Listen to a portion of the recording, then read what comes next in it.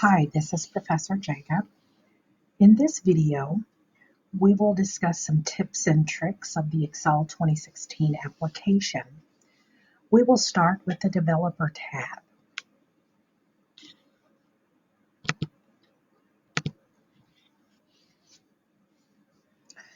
The Developer tab is not automatically turned on for you in Excel 2016. This means a user will have to know how to activate additional tools to extend the capabilities of the Excel 2016 application. First, we will start with the More Commands button on the Quick Access toolbar.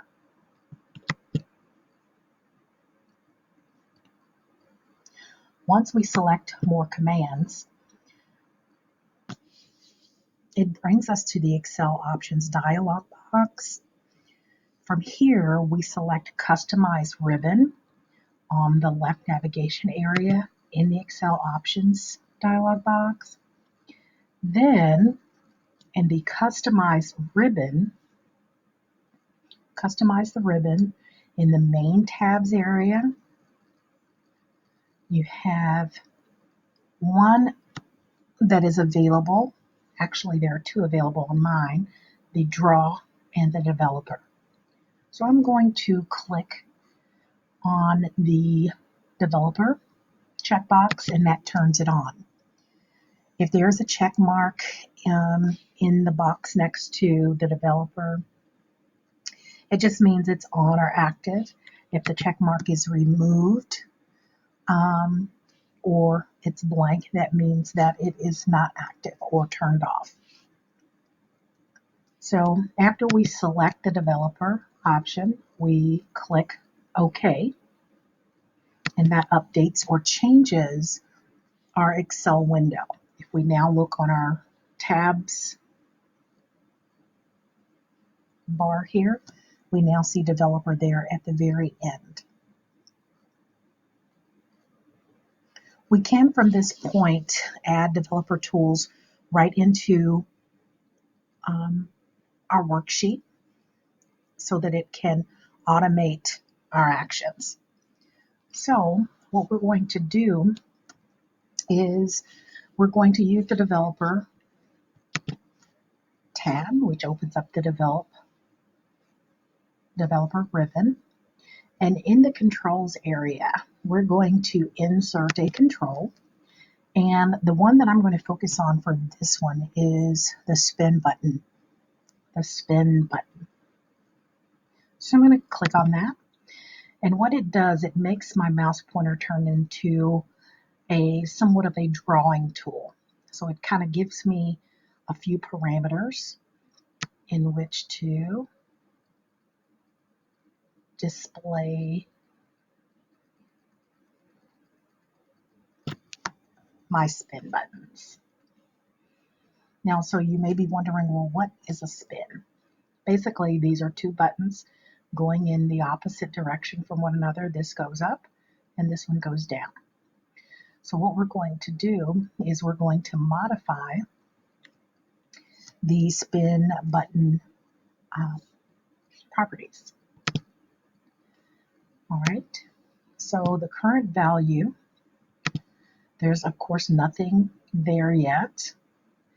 The minimum value, of course, could be 0.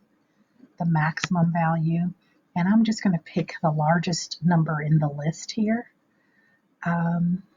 Looks like 987.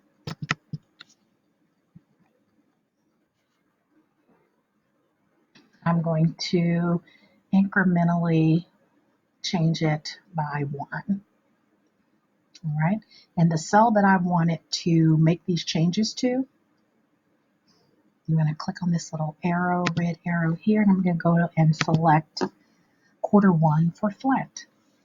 And then select the red button again and click OK.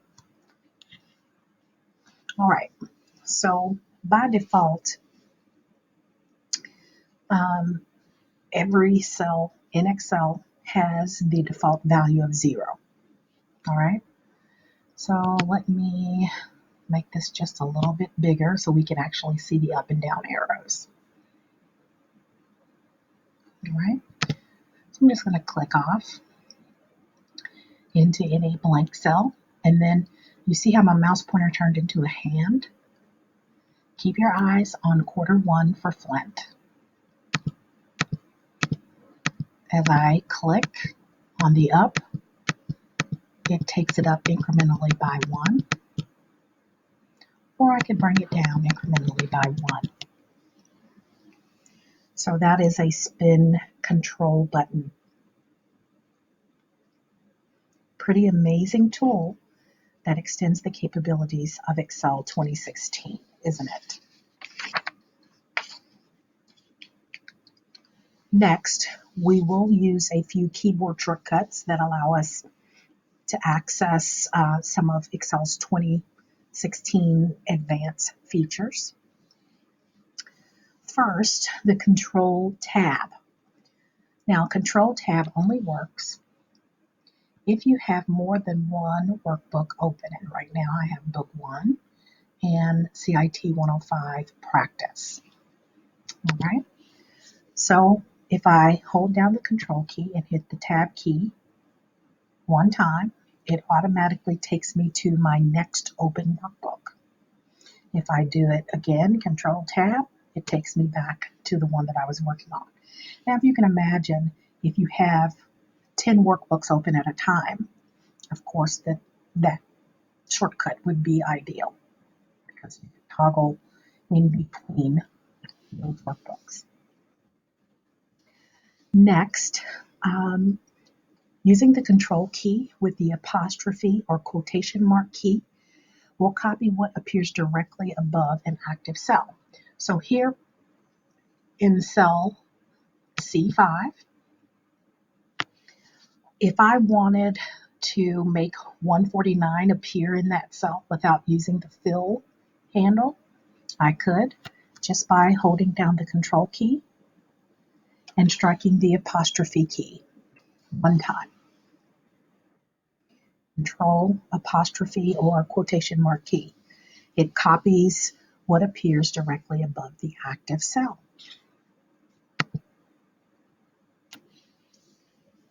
Then Control plus the semicolon or the colon key. Let's say we were working on a project and we had to date stamp the project to say when we finished it. Okay. Control plus the semicolon or colon key will input the current time or the current date into a cell. So Control and the semicolon or colon key will input the current date into a cell. Now, this date does not automatically update. It's just a date stamp. So Control and then colon or semicolon. And there you have the date stamp.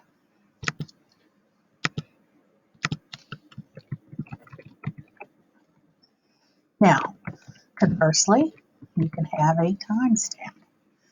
Well, just by using keyboard shortcuts. Now this one, it inputs the current time into a cell. Again, it does not automatically update as you close or open the workbook. It's just a timestamp. It's not an automatically updatable timestamp. So Control, Shift, and the semicolon or colon key. So Control, Shift, semicolon. The current time. Hit the enter so that you can actually see that it's input into the cell. And how do we know that it's not a formula? Because when we use the F2 key, that puts us into edit mode on our status bar. We can also see the formula bar. There's not a formula inside this cell. Same with date. F2 allows us to see that it's not a formula that is bringing in the time or the date. Stamp. Now, let's say we are in the mode of working with a worksheet and we have something quick we need to add up or calculate and just need a calculator. What we can do is add a calculator button to the quick access toolbar by selecting the More Commands option on the Customized Quick Access toolbar list. Then we would select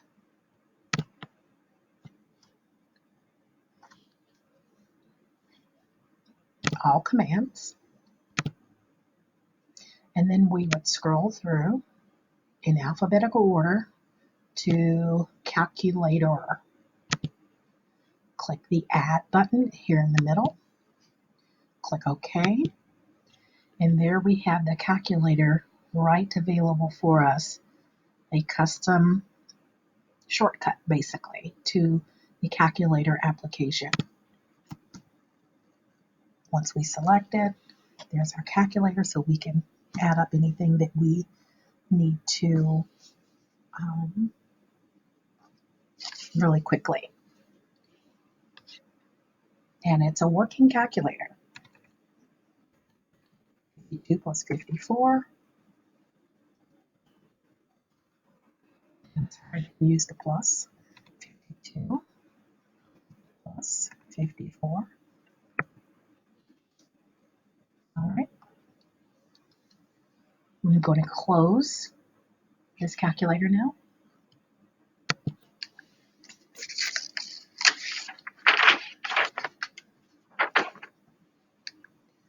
Finally, there's a function that offers something we always try to compute in our mind, the difference between dates.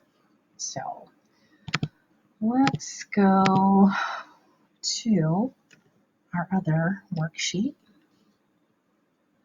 And what I've done is just created some headers here,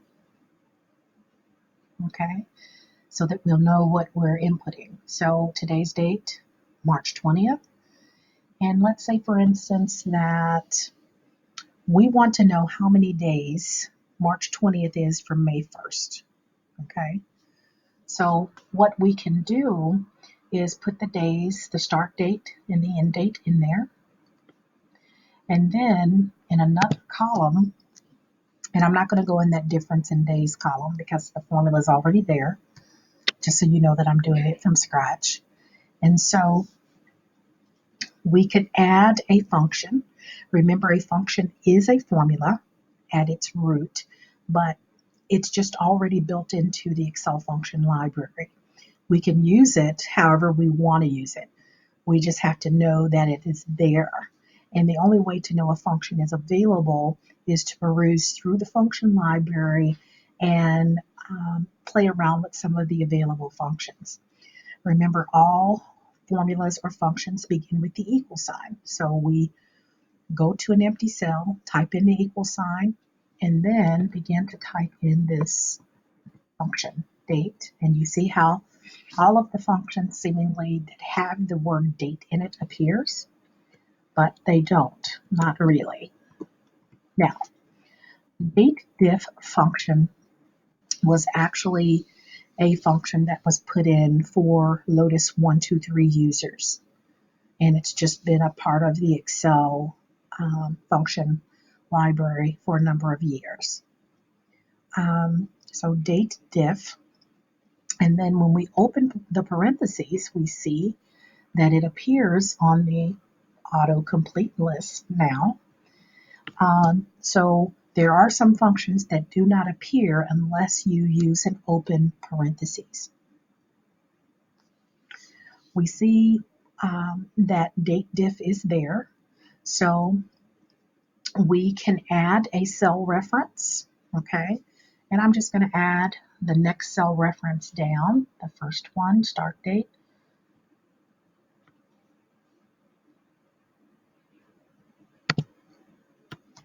A3, then colon, Now, the start date is what I consider to be our cell reference 1, or the cell that contains our first date. Then the comma, and then we select our second cell reference, or the second cell that contains our second date. And remember, we're trying to figure out the difference between the days, okay, the dates that are listed in the number of days. So we're just going to stick with our column B, so B3, comma, and then with the quotation marks, we're going to tell Excel we want this to compute is the number of days. Then we're going to close parentheses or use the enter button there on our formula toolbar, either one. And of course, it turns to 0 because there are no dates here. Now let's see. So we have January 9th, we started. January 9th, 2017, that was the first day of the spring semester. And the last day of the spring semester officially is April the 28th. All right. So as soon as we inputted that last date, we now show that our semester lasted 100 or lasts for 109 days.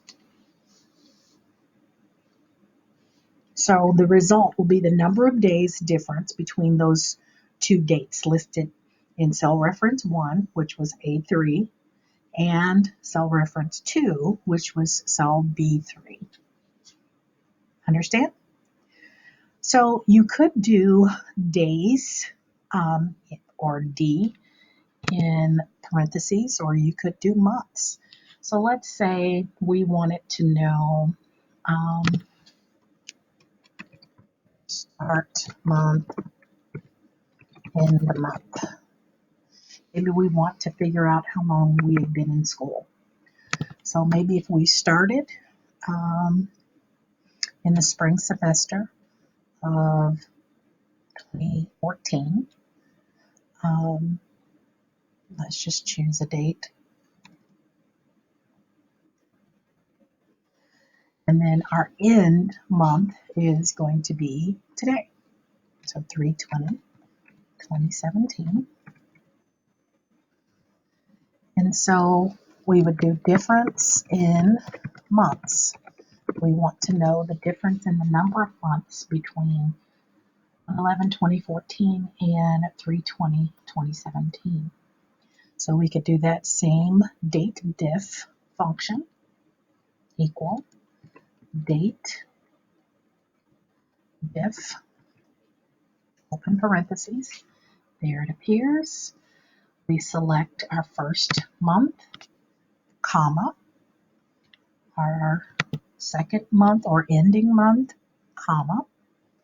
Then in quotation marks, we want M for month. Close parentheses, enter, or use the enter check mark here on the formula toolbar. And it tells us we've been in school for 38 months.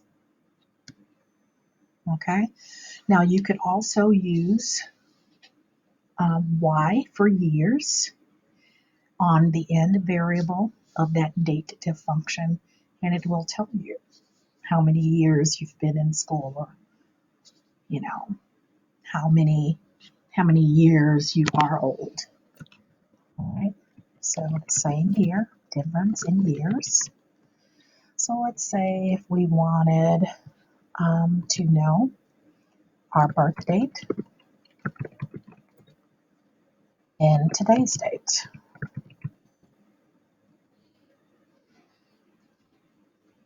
All right, so I was born on 2/11/1972, and today's date is 3/20/2017. 2017. And in that date diff function, open parentheses, select the first date, comma, second date, comma, quotation mark Y, and then close quotation mark, close parentheses, and it should tell you how old I am. Shh. So, very easy little function that shows you some of the different capabilities of Excel. All right. Hopefully this video helps you.